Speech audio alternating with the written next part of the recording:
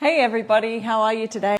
We are working on this fun little board sign here that's already been made up. It's from one of our biggest craft stores here in Australia. So obviously you can't get the same thing over there, but I know that you've got similar kind of things in the USA.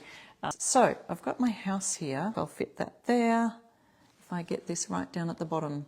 So we could do the base in this and then the dark like this. Let's just do that. A nice pretty blue house right here in the center of our board, and then work towards the sides where I'll come in at the side. Just remember, coming in from the sides, don't go towards the sides or you'll get the paint bleeding under. All right, so that's the base of our house. And then for our top, we could even do the roof this color and then darker. But let's see, what have we got on the example here? Referring to our little example, they've got the windows, yeah, the same color as the roof. And I think they've got a dark house here and a light house here, so it really doesn't matter which way you go. I mean, if we have darker windows, you could have windows with lights on in them. That would be tricky. And then we're going to move that over. And our roof is going to go right on top of our house there. So I'm just using the 5/8 inch brush for this one. I'm going to fill all that in the center and then move in from the sides and the base of the roof. Now I'm going over our light color to fill in the windows. And I'm being careful to not use too much on my brush. This felt like it had a little bit too much. You know how have you ever done that if you're an experienced stenciler and you start to, and you're like, a little bit too much on the brush, didn't offload enough. That's okay. I think it'll still work out. There we go. So we've got our little house there. Oh, I could use the tree. Yes, everyone's saying, put the willow tree. That's a great idea. I could do that. Let me see where that is now. Just even a little branch of it coming out side.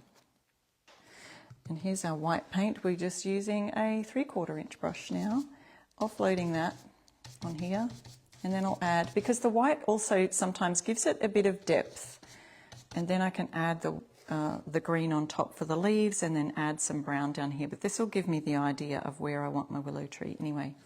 So we'll start with the bottom here, and again I will add the green to that after when I have a chance to go find it.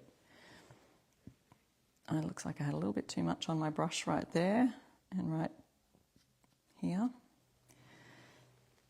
which we will fix up when we get our green. Okay, so let's try our sheep now. Really, you could use this with all sorts of craft ideas, with whatever you're using. While I've got the white paint, I'm going to go ahead and add my second sheep over here while I've got my brush right here.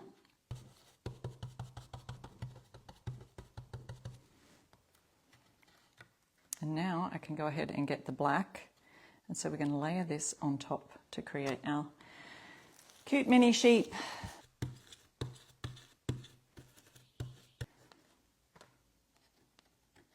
There's our cute little sheep.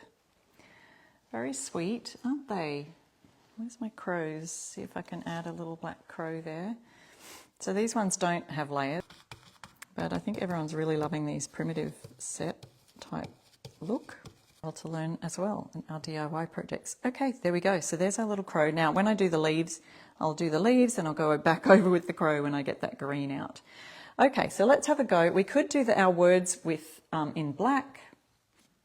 I was thinking I could do a bit of a black shadowing in the background of the words and make that really pop, but sometimes I just do it with one of the words. So maybe the word houses, I can just move it a little bit slightly so that when I lift it up and around, it will create a shadow for the word houses. See how that's like a feature word there? So I'm going to use my cardboard here, and I'm going to do all the letters in white. So black right now is going to be our shadow for the word houses. Okay, and it'll all be revealed when I finish. Okay, so here we are with our white paint again. Offloading that and making sure it's all kind of worked into the bristles. And we'll start with our words at the top here. But let's have a look. So see how we've got a little bit of a shadow behind the word houses. And okay, so where's our little heart? We need a little heart on our sheep. Let's put it right here. Now when you first put your red on, you may need a second coat because it could look a little bit, see how quick that was? Look how quick that was. So I've hardly got anything on the brush. It's almost dry, but not quite. And then I've just done a cute little heart on there. We could dry that super quickly. I feel like we need another heart, red, on the willow tree. Why not?